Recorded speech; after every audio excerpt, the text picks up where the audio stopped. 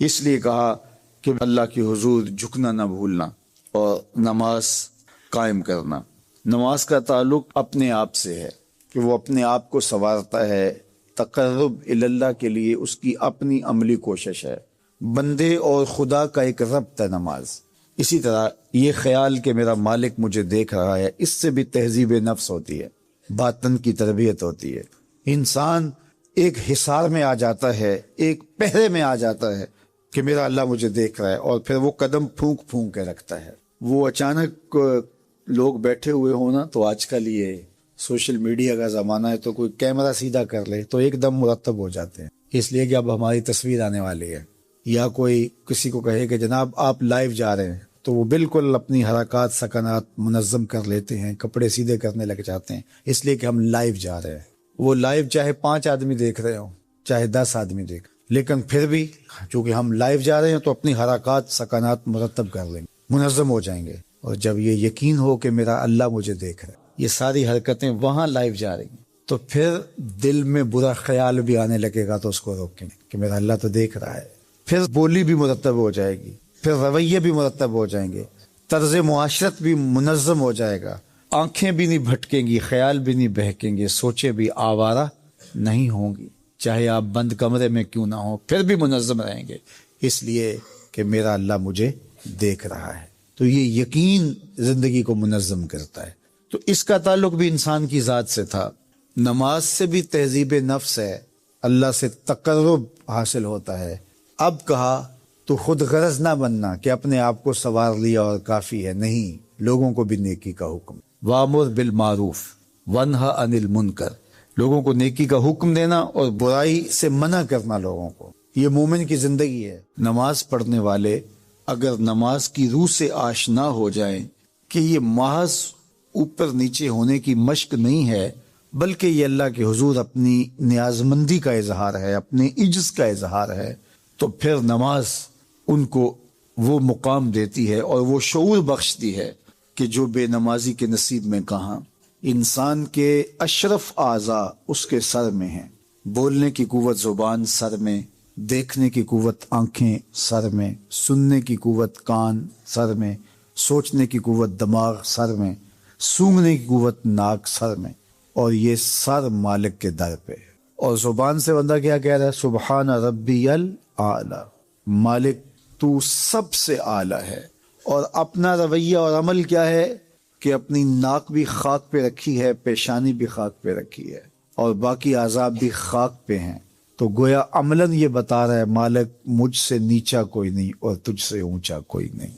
اور اگر وہ نماز کی روح سے آشنا ہو جائے تو سجدے سے سر اٹھانے سے قبل اللہ سارے اس کے بوجھ اتار دے، اس کے من میں روشنیاں کر دے۔ تو نماز بندگی کا شعور دیتی ہے، من میں چراغاں کرتی ہے۔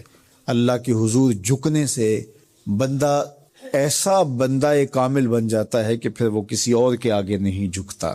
تو اپنی اولاد کو نماز کی محبت دو، نماز کی ترغیب دو، نماز کی عادت دو اور نماز کا حکم دو، اور ان کی عادت راسخ ہو جائے، طبیعت میں پختگی کے ساتھ نماز کو اختیار کرنا ان کی طبع میں جم جائے۔ نماز ان کی طبیعت میں نظم پیدا کرے گی، ان کو نظم و ضبط کا پابند بنائے گی، اور ان کی صحت کی ضامن ہوگی، اور ان کے باطن کی طہارت کا سبب اور ذریعہ ہوگی۔ اس کائنات کے کسی شخص کو اللہ نے ہدایت سے محروم نہیں کیا۔ اس کائنات کا پہلا انسان، پہلا نبی بھی ہے، تاکہ انسانی قافلہ ہدایت سے کبھی بھی محروم نہ رہے۔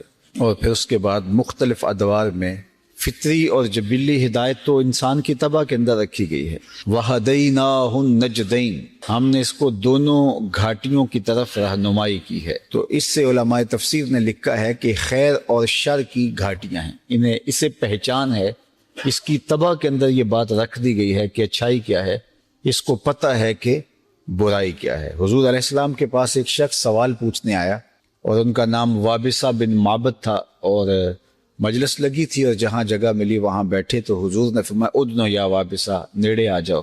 تو وہ اٹھ کے قریب آئے تو فرمایا اور قریب آ جاؤ۔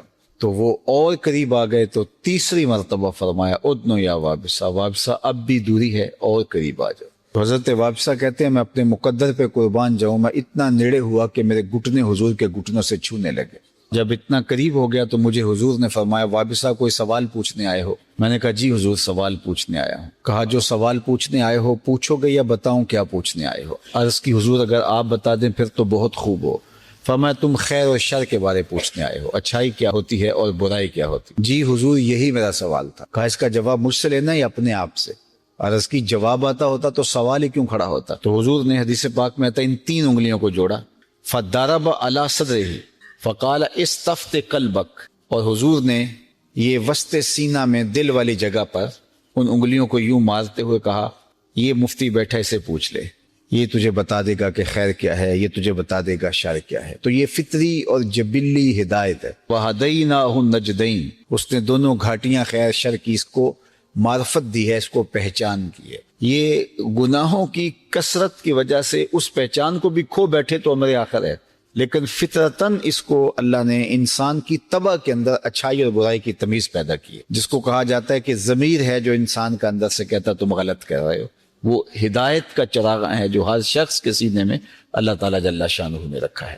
لیکن اس کے بعد اس نے پیغمبروں کو بھی بھیجا ہے، کتابوں کو بھی نازل کیا ہے، مصلحین بھی لوگوں کو بتاتے ہیں، اور کائنات کے اندر روح پذیر ہونے والے واقعات بھی انسان کی رہنمائی کرتے ہیں۔ تو یہ ہدایت کے چراغ روشن در روشن ہوتے چلے جاتے ہیں۔ تو اللہ کی اطاعت کرنا، اس کی فرما برداری کرنا، یہ انسان کی طبع کے اندر رکھا گیا ہے۔ اگر وہ انکار کرے تو یہ حقیقت کو جھٹلاتا ہے۔ کافر کو کافر کہتے ہی اس لیے ہیں کہ وہ اس اچھائی کو، اس فطری ہدایت کو چھپاتا ہے۔ عربی میں یہ جو کاشتکار ہے اس کو بھی کافر کہا جاتا ہے، کیونکہ یہ بھی زمین کو کھود کر کے اس کے اندر بیج کو چھپا دیتا ہے۔ تو کافر کو کافر اس لیے کہتے ہیں کہ وہ چھپاتا ہے اس چیز کو جو اللہ نے اس کی طبع کے اندر رکھی ہے، فطری جبلی ہدایت۔ حکیم نیٹشے کے بارے میں اقبال نے کہا تھا قلب و مومن دماغش کافر است، اس کا دل مومن تھا لیکن اس کا دماغ کافر ہو گیا۔ تو صوفیہ فرماتے ہیں کہ اس ایک شخص کی کہانی نہیں ہے، ہر شخص کا دل مومن ہی ہوتا ہے، اور اس پر شاہد عادل وہ حدیث ہے کل مولود یولد علی الفطرہ فابواہ یہودانہ او یمجسانہ او ینصرانہ او کما قال النبی صلی اللہ علیہ وسلم۔ ہر پیدا ہونے والا بچہ فطرت اسلام پہ پیدا ہوتا ہے۔ اب اس کے ماں باپ اس کو یہودی بناتے ہیں، عیسائی بناتے ہیں، مجوسی بناتے ہیں، ماحول اس کے اندر کفر پیدا کرتا ہے۔ لیکن اگر یہ کفر پیدا کرنے والا ماحول نہ ہو، اس کو فطرتاً یوں ہی چھوڑ دیا جائے، تو وہ معاد کا، آخرت کا انکار نہ کرے۔ اللہ تعالیٰ نے ایک جبلی ہدایت، فطری ہدایت اس کو ودیت کر رکھی ہے جو اندر چراغ روشن ہوتا ہے، اور پھر وہ تھوڑی سی محنت سے ہی، پیغمبروں کی محنت سے، رسولوں کی محنت سے، وہ پھر ہدایت شعلہ جوالہ بن جاتی ہے۔ تو لیکن جن کو یہ صحبتیں میسر نہیں آتی، بری صحبتوں سے، وہ پھر بگاڑ میں چلے جاتے ہیں۔ مسٹر آرنلڈ جو فلسفے کا استاد تھا علامہ اقبال علیہ رحمہ کا، اس نے ایک کتاب لکھی دی پریچنگ آف اسلام۔ تو اس کے اندر اس نے لکھا کہ اسلام پوری دنیا کے اوپر کس طرح پھیل گیا۔ باقی بھی تو مذاہب تھے، لیکن اس تیزی کے ساتھ ایسے نہیں پھیلے جس طرح اسلام پھیلا۔ تو اس نے کہا کہ من جملہ وجوہات اور ذرائع میں سے ایک ذریعہ اسلام کے پھیلنے کا یہ ہے کہ اسلام میں سے ہر شخص کو یہ حق دیا گیا ہے کہ وہ دین کی تبلیغ کرے اور نیکی کا حکم دے اور برائی سے منع کرے۔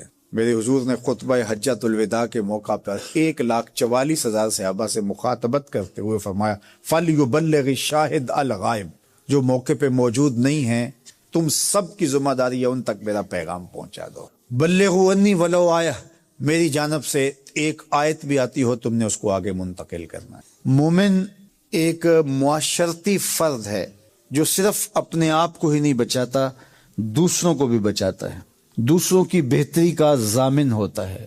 من رعا منکم منکرا فلیغیرہ بیدہ فإن لم یستطع فبلسانہ فإن لم یستطع فبقلبہ وذلک اضعف الایمان۔ فرمایا تم میں سے اگر کوئی شخص برائی ہوتے دیکھے تو ہاتھ سے منع کرے، اور اگر ہاتھ سے منع نہیں کر سکتا تو زبان سے روکے، اگر زبان سے بھی نہیں روک سکتا تو دل سے برا جانے۔ وذالک اضعف الایمان، اور یہ کمزور ترین ایمان کی علامت ہے کہ وہ دل سے برا جانا۔ اسے کم از کم زبان سے منع کرنا چاہیے۔ کوشش تو ہو کہ ہاتھ سے منع کرے، لیکن آج کل وہ کہتے ہیں جی اب کسی کو کہنے کا زمانہ نہیں رہا۔ کسی حد تک یہ بات سمجھ میں آتی بھی ہے کہ آج کسی کو اگر کہیں تو وہ الٹا ناراض ہو جاتا ہے، بلکہ کسی کی اولاد کو کوئی تربیتی بات کہیں تو والدین آگے کہتے ہیں کہ تمہیں کس نے حق دیا ہے۔ تو یہ بات اپنی جگہ پہ ہے، لیکن کیا ہم اس سے کسی کو کہنا چھوڑ دیں گے؟ طریقہ کار خوبصورت ایسا رکھیں کہ جو حالات کا متقاضی ہو، کہنا نہ چھوڑے۔ بعض کہتے ہیں کہ جی سانو کی لگے، اپنے گھر میں کوئی چھاج بجائے یا چل لیں۔ یہ دور نہیں رہا، زمانہ نہیں رہا کسی کو کہنے کا۔ اگر اس فلسفے کو تسلیم کر لیا جائے اور یہ طے کر لیا جائے کہ ٹھیک ہے، تو پھر برائی سے منع کون کرے گا اور نیکی کا حکم کون دے گا؟ جبکہ اس امت کی ذمہ داریوں میں یہ شامل ہے، کنتم خیر امت اخرجت للناس تامرون بالمعروف وتنہون عن المنکر۔ تم بہتر امت ہو، کیوں؟ اس لیے کہ تم لوگوں کو نیکی کا حکم دیتے ہو، برائی سے منع کرتے ہو۔ یہ اس امت کی ڈیوٹی ہے، ذمہ داری ہے اس امت کی۔ یہ امت سوچنے لگی ہے کہ جی یہ دور نہیں رہا، یہی تو دور ہے۔ جب شر پھیل گئی ہو، جب برائی فروغ پا رہی ہو، تو اب تو ضرورت اور زیادہ بڑھ گئی ہے۔ جتنا اندھیرا گہرا ہو جائے اتنے ہی تو چراغوں کی ضرورت ہوتی ہے۔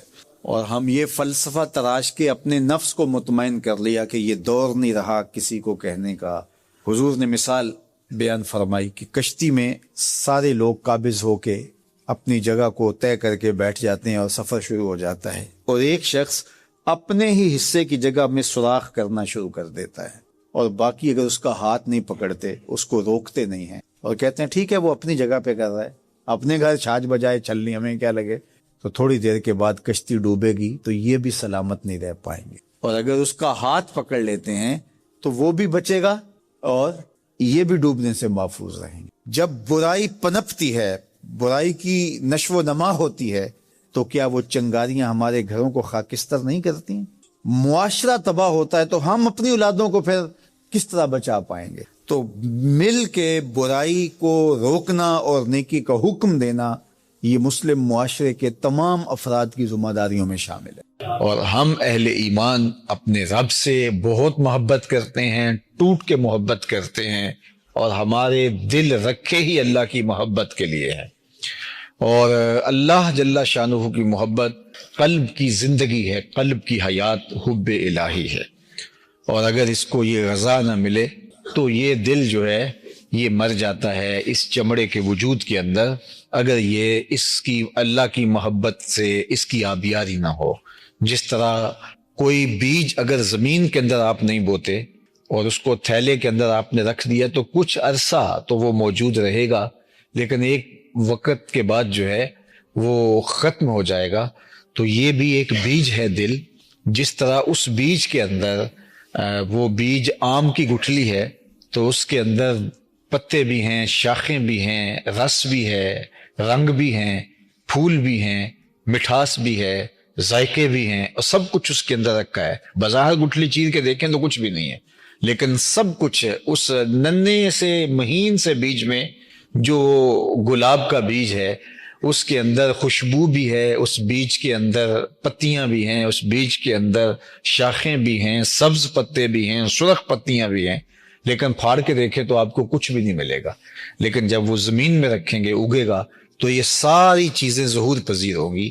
اس طرح اللہ تعالیٰ نے ہمارے سینے کے اندر جو ہے وہ جو دل رکھا ہے، یہ تخم ہے۔ اس کو اگر ہم آبیاری اس کی کرتے ہیں اور اللہ کی محبت کی کونپلیں اس سے پھوٹتی ہیں تو پھر اس کو برگ و بار نصیب ہوتا ہے، اس کو پھل نصیب ہوتا ہے، ورنہ یہ چمڑے کے تھیلے کے اندر پڑا پڑا ایک دن مر جاتا ہے۔ اب دیکھیے، ایمان بہت بڑی دولت ہے اور بہت قیمتی اثاثہ ہے، اور اس کا حظ نصیب ہونا، یعنی اس کا پھل ملنے لگ جانا، اس کا ذائقہ، اس کی تراوت اور اس کے ثمرات نصیب ہونے لگ جانا، یہ بہت بڑی بات ہے۔ یعنی ایمان سینے میں موجود ہے، اور اس ایمان کی روشنی، اس ایمان کے ثمرے، اس ایمان کی خوشبو، اس ایمان کی لذات اور اس ایمان کے ثمرات نصیب ہونا شروع ہو جائیں، یہ بہت بڑی بات ہے، جس سے مومن تو ہواؤں میں اڑتا ہے، چرخ پہ جھولنے لگتا ہے، اس کے زمین پہ پاؤں نہیں لگتے، یہ جب اس کو محسوس ہوتا ہے کہ میرے ایمان کی کیفیت کیا ہے۔ جس طرح حضرت حارثہ حضور کی خدمت میں حاضر ہوئے تو فرمایا کیف اصبحت، بتاؤ تم نے صبح کس حال میں کی؟ تو انہوں نے کہا حضور میں نے حالت ایمان میں کی ہے۔ تو فرمایا ہر دعوے کی کوئی دلیل ہوتی ہے، تو تمہارا یہ دعویٰ کہ میں نے صبح حالت ایمان میں کی ہے، اس دعوے کی تمہارے پاس دلیل کیا ہے؟ تو حضرت حارثہ نے کہا کہ رأیت عرش ربی بارزاً، میں اللہ کے عرش کو یوں دیکھ رہا ہوں جس طرح دن چڑھا ہوا ہے، میری نظروں سے کچھ پوشیدہ نہیں۔ اللہ اکبر۔ تو یہ ان کی کیفیت تھی۔ تو پھر مومن جب ایمان کی لذات سے بہراور ہوتا ہے، اس کی کیفیت سے مالا مال ہوتا ہے، اس ایمان کا ثمرہ اس کو ملتا ہے، اس کی لذات اور اس کی حلاوت جو حدیث میں بیان فرمائی گئی ہے اس کو نصیب ہوتی ہے، تو پھر تو وہ ایک ایسے خوشگوار ماحول میں ہوتا ہے، ایسی لذات ہوتی ہے کہ وہ دنیا میں جنت کا مزہ لے رہا ہوتا ہے۔ لیکن یہ اتنا آسان نہیں ہے، اس کے لیے 3 شرطیں رکھی گئی ہیں۔ سب سے پہلی شرط یہ رکھی گئی ہے کہ ایمان کی حلاوت اور لذت اس کو نصیب ہی تب ہوگی جب اس کو اللہ اور اس کے رسول کائنات میں سب سے زیادہ محبوب ہوں گے۔ اور یہ صرف زبان کا عمل نہیں ہے، یہ اپنے رویے سے اور اپنے طرز زندگی سے ہمیں ثابت کرنا ہوگا۔ اور دوسری بات ارشاد فرمائی کہ اس کے لیے معیار جو ہے وہ اللہ اس کے رسول کی محبت ہو، وہ کسی سے بھی محبت کرتا ہو تو اس لیے کہ اللہ جل شانہ نے اس سے محبت کا حکم دیا، یہ رب سے نیڑے ہے، یہ رب سے قربت رکھتا ہے، اور شرعاً اس کی محبت میرے اوپر واجب، لازم، مسنون یا مستحب کی گئی ہے۔ اور تیسری چیز ارشاد فرمائی کہ ایمان اتنا قیمتی سرمایہ ہو اس کے لیے، اتنی متاع بے بہا ہو کہ اس کو 2 آپشن دیے جائیں کہ یا ایمان کو چھوڑ دے یا پھر اس جلتی ہوئی آگ کے اندر تجھے پکڑ کے ڈال دیا جائے گا، ان 2 میں سے کس کو اختیار کرے گا؟ تو وہ بغیر سوچے سمجھے کہے کہ مجھے آگ میں ڈال دو، میرے لیے یہ آسان ہے، لیکن ایمان چھوڑنا میرے لیے آسان نہیں ہے۔ مجھے اور آپ کو اپنے اندر اتر کر کے دیکھنا ہوگا کیا ہماری یہ کیفیت ہے۔ جو قسم ہے اس کو بھی ایمان کہا گیا ہے، اور ہم تھوڑے سے پیسوں کے لیے یا تھوڑی سی سزا سے بچنے کے لیے اگر قسم اٹھا لیتے ہیں تو پھر اس کا مطلب یہی ہے سیدھا سیدھا کہ ہم نے اپنے ایمان کو بہت کم قیمت پہ فروخت کر دیا۔ جبکہ ایک طرف جلتی ہوئی آگ کی بھٹی ہو اور ایک طرف ایمان، تو مومن ایمان کو محفوظ کر لے گا اور جلتی ہوئی بھٹی کے اندر چھلانگ لگانا اس کے لیے آسان ہوگا۔ اور اگر یہ اس کی کیفیت ہو جائے تو پھر وہ ایمان کی حلاوت، ایمان کی لذت، اس کا حظ، اس کا لطف، اس کا ثمرہ، اس کا نور، اس کی کیفیت محسوس کر سکتا ہے۔